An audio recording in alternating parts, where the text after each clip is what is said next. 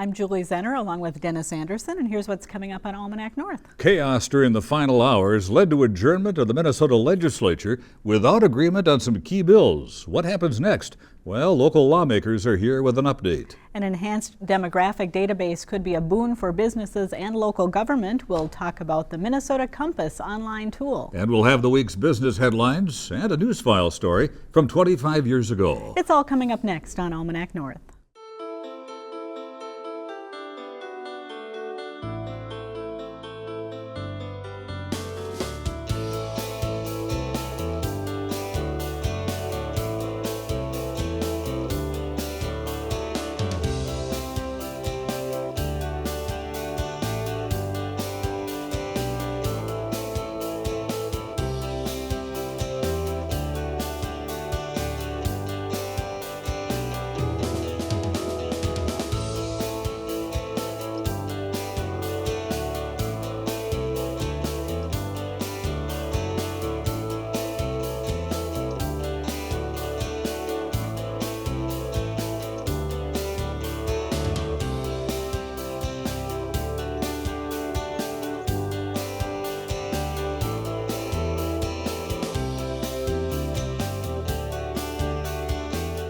Hello and welcome to Almanac North. Thanks for watching. This week's show was recorded on Wednesday afternoon due to the Memorial Day holiday weekend. And without further delay, here's Denny with our first guest. All right, thank you very much, Julie, and welcome everyone. Well, the 2016 Minnesota legislative session started late due to construction at the state capitol. So it was no surprise negotiations on some major bills came down to the wire during the final weekend of the session. But the failure to pass a bonding bill and transportation funding package in the final hour Sunday has lawmakers from both sides talking special session. Joining us is Senator Roger Reinert. Roger is a Democrat from Duluth. Representative Dale Lueck is a Republican lawmaker from R-Aitkin. And Representative Jason Metsa is a DFLer from Virginia. And thanks to all three of you for being here. Senator Reinert, both sides are kind of blaming the other for dropping the ball, but isn't it sort of inevitable that it comes down to this toward the end of the session? Well, I think when you have divided government, which we have with the Republican House and a Democratic Senate, you're going to have differences that take some time to resolve. And I think you noted we had a historically short session with a lot on the agenda. Frankly, as much as I think we need a long-term transportation bill, I wasn't surprised we couldn't figure out the differences there in just 10 weeks. There's a 5-month budget session next year. That's an appropriate time to do it. I do think we have to get back and get the bonding bill done. There are just too many critical projects still in play. Do you think you'll get back soon? I think that the governor will probably let the pressure build a little bit. He has all the cards now. But I've said to many, just look back to 2015. I think that's a pretty good roadmap. We were back around mid-June, I think. That would seem to me. So is this a cooling off period or what? It's always helpful. The last few days are tense. We don't get a lot of sleep. Representative Lueck, it all started with about a $1.2 billion surplus and what seemed to be some real opportunities to have some impactful spending bills come forward. Are you surprised that nothing came together at the end? I'm disappointed that we didn't particularly get that bonding bill over the mark. Transportation, I've watched this from the county level for many years, and transportation has really been a tough push every year. But we really need to get that bonding bill in place because that's got a huge impact on all over the place. Right here in Duluth, down in my area around R-Aitkin and Crosby, Ironton, across the state. Not to say that we don't need to work on our roads. I just spent an hour and a half bouncing down 210 to get here. But the real prize to me is if we get nothing else done here in a special session, get that bonding thing behind us. I think we had as good agreement as we could get. It was $990 million. That's nothing to sneeze at. Get that off the table, get it done. If we can do something on transportation yet this year, we should, but don't hold bonding hostage to that. So it seems like the two of those were really rolled into one toward the end of the session, correct? Do you foresee then them being split apart if there's a special session, Representative? I would hope that we keep them together. You know, a bipartisan group of lawmakers met originally and agreed that over the next 10 years we needed a minimum of $600 million a year moving forward to take care of the basics with our transportation system, and that's just to get it back up to par. Representative Metsa, you called the Republican bonding bill laughable. How so? Well, you know, when we've got a surplus like we have, we saw the target that the bond or the House leadership set at $800 million last year. They dropped it down to $600 million, in my mind, for only political purposes, so that they could spend less money during an election year and go home and talk about that. Senator, how do you feel about that, Representative? Well, couple of things. One is we don't have as rosy of a economic projection as we had a year ago. And, you know, you better take that into account because part of that, those dollars that we thought we left last session that were supposedly on the books have evaporated. So a little bit of, you know, being a little cautious there. $990 million is a big deal. One of the things that I'm pleased with is that there was a significant shift toward transportation in that bonding bill. And for too many years, we've done everything but forcing as much as we can into transportation. And that's, as Representative Metsa says, we're suffering from that because there's no disagreement that we've got a huge backlog of roads that need to be fixed in this state. And we've just got to get at it. Even if the transportation doesn't get resolved this year, there's stuff in that bonding bill that will at least move us in that direction. We agree 100% on perfect world. We'd get it all done with one nice big bow on it. Well, we didn't quite make it. Well, you know, that doesn't change the fact, though, that our state has capacity. It's not 1985 anymore. The capacity for bonding that we can have is $3.5 billion, and that would be maxing the credit card out. So I think that the proposal getting to $1.5 billion was very reasonable by the Senate. And, you know, when we talk about transportation, bonding historically has never been used to supplement transportation. It's for good projects like the steam plant here in Duluth, the YMCA in Hermantown. And, you know, interestingly, when we wrapped up at the end of session at about 10:30, the Senate had called a conference committee to go over the bill to make sure that we were doing our due diligence and didn't leave it full of errors. Well, this bill originates in the House. It was written by the House leadership. And lo and behold, we got a spreadsheet at about 11 on the House side after I walked back over from the Senate. And that spreadsheet had a list of projects. Well, when the language came through, they left out the Duluth steam plant. They left out the Hermantown YMCA.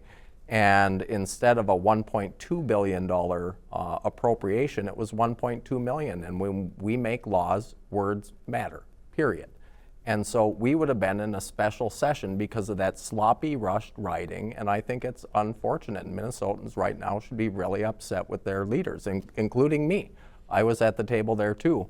But they've got to understand that this was a House leadership decision. And because they only had a bonding bill that was released 5 days out at the end of session, it is, I would say, more on the House Republican leadership to be responsible and own the change. And at the end of session, they adjourned and they knew that a Senate file was on its way back. It's on the books. The Senate file was registered at the House desk, and a few minutes later, the Speaker of the House made the decision to adjourn session, sign die, and left that on the table. And so I think it's, you know, Speaker Doubt and the caucus's job to own that mistake and decision over, you know, what was about change from 10 to 20 in some requests for the transit appropriations to the metro area. And I think it's just so unfortunate that we're in a blame game right now. And if you dissect it, though, looking at this information, it all rolls right back to House leadership. And I think that's, you know, I hope Dale maybe could talk about that a little bit. Well, the blame game goes to you now. I'd love to, but I don't think the folks out there want to hear any more sandbox type stuff. I'm probably as old, maybe even a day or two older than you are. Maybe not. Close. It'll be close, but that's not what the folks want to hear. Is a bunch of sandbox stuff. What we got to do is move ahead here.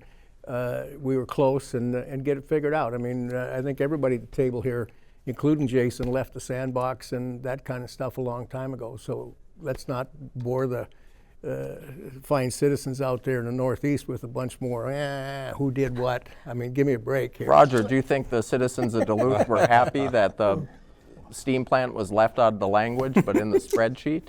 I think it's concerning that we do last-minute lawmaking. I think it was very concerning that it happened in 2015. I thought it was concerning enough that the Purple Caucus in the Senate a month ago said we shouldn't do that anymore. We should have a deadline that's 48 hours before the end of session for all major conference committee and appropriation bills so that we as legislators get a chance to read them. What we saw, if that bill had passed, I'd be asking for a veto because of the huge mistakes in it. So, I mean, I think everybody said we all own that, and I own it for the short time that I have left. And my hope would be that future legislatures would do better, and they can do better. We manage our own time. We manage our own process. Let's talk about some of the positives that came out of the session, because the whole thing wasn't a wash. What do you see, Representative, as the main successes of this session? Well, and you're talking the whole session. The whole one session. One of the things that is just a huge important thing for our area in 10B is the extra aid that we gave nursing homes. We were able to even this last go around bump up a little bit of local government aid, maybe not as much as some people would have liked. We were able to squeeze a little money down to the soil and water, local soil and water conservation districts to deal with the water quality and I hate to mention the word buffer because that was a hot topic for the past 2 years, but we've got beyond that, and now we're just focused on making sure that we implement some clean water things. There's a little help for small businesses on the state general property tax, which was a temporary tax that, our little mom and pop outfits are paying a third of their property taxes straight to St. Paul. They don't go to the schools, they don't go to roads in our district, and so there's a little help there. So there's a lot of things. There's no monsters in there, but there was a lot of good work, and it was done on a bipartisan basis. Senator, the tax bill passed both houses on Sunday. What's in it for the taxpayer? Well, importantly, that between the tax and the finance bill, you see an increase in LGA, important for all of our communities. Yep. Here in Duluth, there's a provision that allows up to $5 million of sales tax forgiveness for getting the old Central High School site back on the tax rolls. That was a Representative Simonson idea that I thought was a good one. And probably the thing that most people don't know is in the final hours, we were able to get into the finance bill repeal of the liquor ban in the Lakeside neighborhood that passed with a referendum last fall. I didn't know that. So if the governor signs that, the London Road cafes of the world will be able to serve a glass of wine with dinner.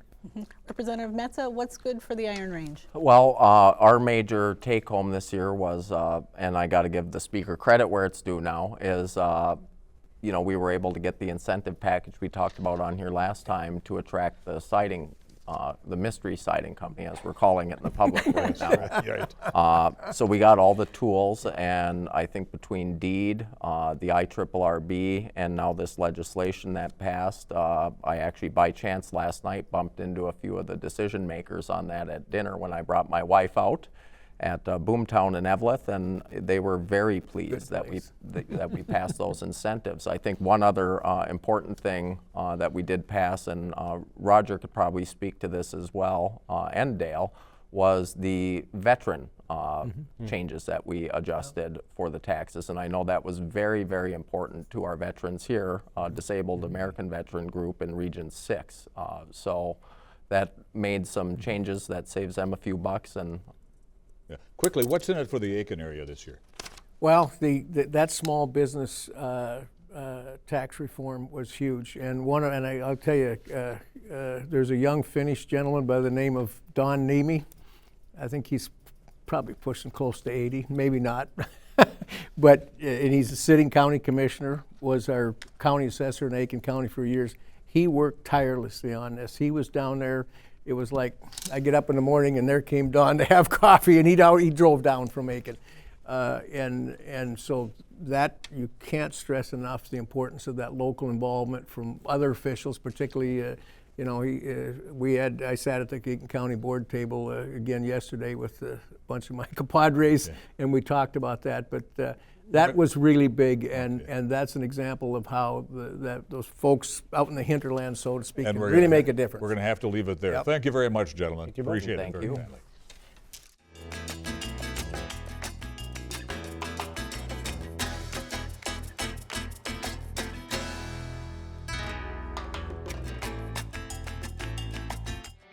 Now, let's dig into our news file archive for a look at what was making news 25 years ago this week.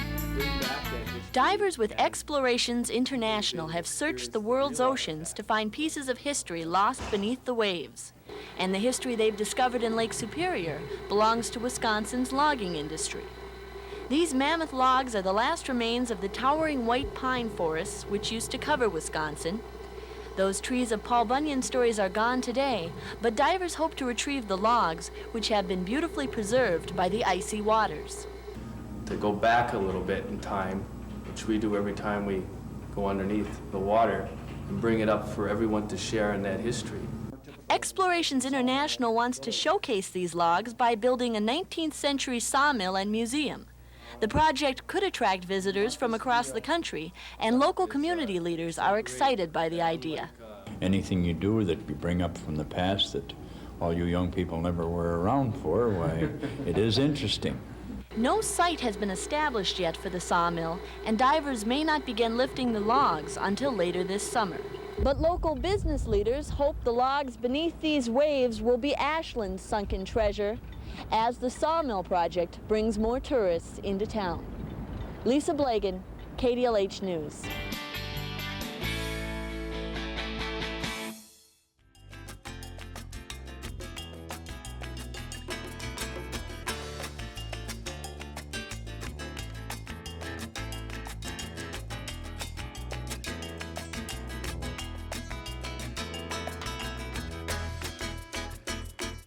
An online database that can be used by businesses and local government to spot demographic trends has been improved for our region. The Minnesota Compass website now includes detailed information for neighborhoods in Duluth and communities on the Iron Range. Funding for the improvements has been paid for by local foundations and could be a powerful tool for future development in our region. Joining us with more is Erik Torch of the Northland Foundation, a member of the Minnesota Compass Advisory Committee, and Drew Digby is an economic and strategy analyst with the IRRRB. And thanks to both of you for being here. Thanks for having us. Erik, Minnesota Compass has been around for a while. What are some of the new capabilities, first of all, and why is that important for our region? Well, so Duluth is the first community outside of the metro area where you can dive down and look at data on a more finite or on a finer level than say just the city level, right? So you can go into a city block or a neighborhood, or even just drop a point and look at a mile buffer around that and get information about what's happening in that area, pulling census data in. And so that's a very exciting, evolution of this, because you're taking advantage of modern technology and making information much more readily available for anybody, be you a city planner or just a concerned citizen. So it's a go-to site that people can go to glean information about their community, even their neighborhoods? Absolutely. What have you learned on the Iron Range? Well, there's a lot of really interesting things that people don't really get about the Iron Range. There's a lot of myth about the young people leaving the range. One of the things that we've noticed is that, go to a place like Chisholm, and they have just as many 18 to 34-year-olds as the state as a whole. A lot of the folks who say that all the young people left, well, those folks are now 35 to 44, and there's a little bit of a gap there, but the young people are really on the range, and so as we look at the plans for the future, we go, wow, there's people coming back to the range, and so that's a real asset we have to build off of. Mm-hmm. So this is information that you could not have gotten just from looking at the census site before? How does this actually create an enhanced tool for you to use? So to get this information going, you could go to the census webpage, and if you clicked on, you have to click 17 clicks in and then understand how this question is different than that question. What this site does is they've done all that digging and say, let's look at this neighborhood in Duluth, or let's look at the area around Mountain Iron Buell, the school district, and it consolidates all that information in an easy-to-use format. So how would you use this information with the IRRRB? So one of the things we're talking a lot about right now is that there's a lot of people interested in setting up businesses on the Iron Range. And one of the nice, interesting pieces is we have commuting information about a lot of the areas. So a lot of people on the Iron Range love the communities they're in, and they're willing to drive for work.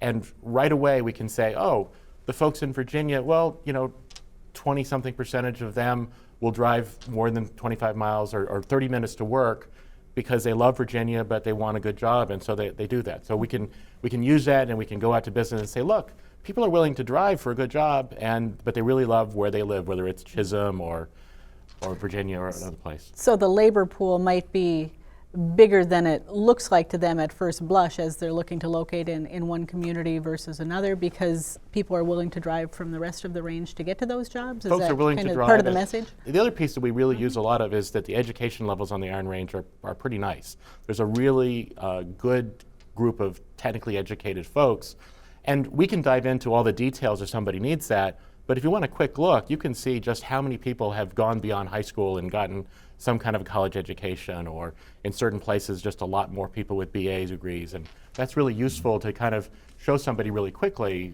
what's there. Are there any surprising trends that either of you discovered, either in the Duluth area or up on the Iron Range?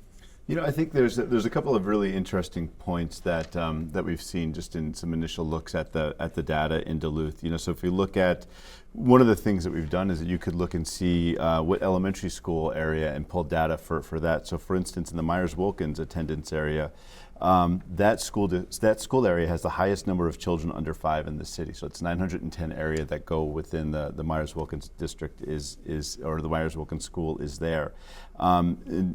Concerning is that almost half of those children live in poverty. And so we know that as funders we have finite resources and that we want to make every investment count. We know that early childhood education is a really good investment to make. And knowing that over 400 kids in that area are living in poverty under the age of 5, that's going to be an important area to target resources. You could look at Lincoln Park, right? The city is doing a tremendous amount of investments on the western side of the city to rejuvenate its park infrastructure. We know that in Lincoln Park, it's our most diverse neighborhood. There's a lot of children under the age of 5 there as well. And so as you're looking to renovate the playgrounds there, maybe you want to make sure that you're putting in toy playground areas that favor young children, things like that. And so this is information that you can, with a few clicks, gain, and it can influence decisions. It sounds like local governments are not only invited to use the site, but are encouraged. They almost need to use this site. Absolutely. So that when we were pulling together funders to help bring this to life in Duluth, the city of Duluth was very excited. They've been a financial contributor to it. They've helped us in the design of it as well, and they're very excited to be able to access this information. Now, of course, the folks on the planning staff, they're very sophisticated, highly educated planners, and so they can go to the census site and pull that information. But this is a much more efficient way to do that. Now, of course, the census data in some ways, you get great information from it, but there are limitations on it as well, right? So it's census data, it's American Community Survey data.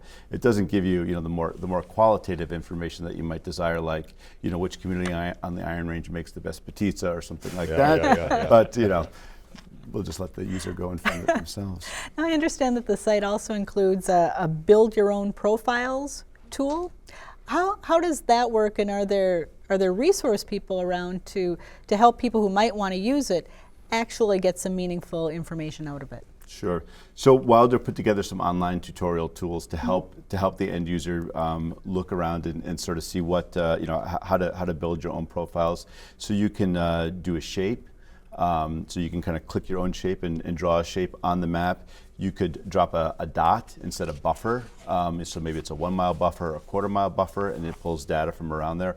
Or you could just do a line. So if you wanted to sort of look at some information from 5th Avenue West down Superior Street to 10th Avenue East, you could draw that line, and then you'll pull data back, and you can look and sort of see what the businesses are down there, what number of people living in poverty, things like that. So is this information going to help draw in that mystery siding plant? Actually, the commuting pattern data really helps on that because there's a lot of people who really would love those jobs. All right. All right. Thank you very much, gentlemen, for Thank you. coming in Thank and you very much. clearing up Appreciate the it. mystery for us. All right.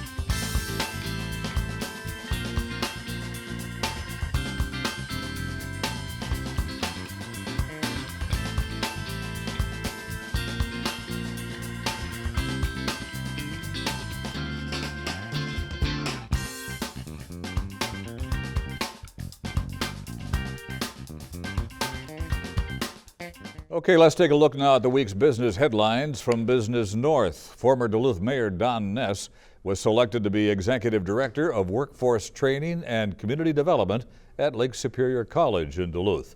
He will lead LSC's customized training and continuing education program with businesses, nonprofits, and state economic development partners. Ness said the best way to create economic growth is to invest in the skills of people who already live here, and he credited Lake Superior College for doing that task very well. He was hired following a nationwide search and will begin his duties on June the 22nd. Cliffs Natural Resources will close its electric generating station in Silver Bay and instead obtain its electricity from Minnesota Power. In a Tuesday announcement, the iron mining and processing firm said one of its 2 Silver Bay generators will close soon and the others by 2020. The coal-powered generators are used to power operations at North Shore Mining, which is owned by Cliffs. The Silver Bay generating plant is 60 years old, and as it grows older, Cliffs officials anticipate more investment will be needed to keep it operating. As operations wind down, the 30 Cliffs employees who work at the generating plant will transition to working at North Shore Mining. The University of Wisconsin-Superior is making a key change to its Department of Business and Economics. It will become the new School of Business and Economics. The new designation will bring UWS in line with other University of Wisconsin campuses. The university says the change means the School of Business and Economics will gain additional opportunities for accreditation and for endowments. For more on these and other stories, visit businessnorth.com. And if you have a comment on this week's show, If you call have a now. comment on this week's show, call now, just like he said. Dial 218-788-2849 and leave a message, or send an email to almanacnorth@wdse.org. You can also visit the WDSE website for updates on your favorite programs and get the latest news about the station and upcoming events. And Denny, Memorial Day weekend is the traditional kickoff to Right. summer, but we want to remind our viewers to reflect on the sacrifices of those men and women who have served in the armed forces protecting our And country. there as have well. been many, many from this particular region of the country. That is Yeah, true. that's So for I hope sure. everyone remembers that on Memorial Absolutely. Day as they're picnicking and having fun with family. For Denny and the crew here at Almanac North, I'm Julie Zenner. Have a great weekend, everyone, and we will see you next time.